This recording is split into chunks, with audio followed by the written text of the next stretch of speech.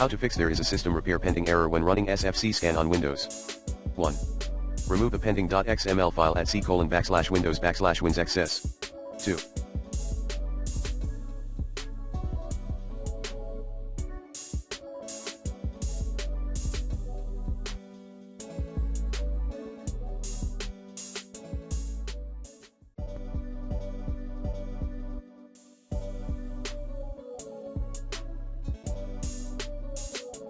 Run the DISM tool as admin.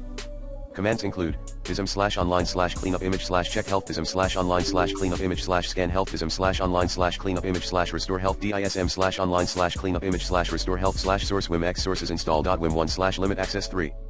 Run dism's revert pending action parameter in Windows safe mode. Command dism.exe/image c:\cleanup image/revert pending actions. 4. Delete reboot pending at hkey_local_machine /software/Microsoft/Windows /current version/ in registry. 5. Perform a clean install of Windows.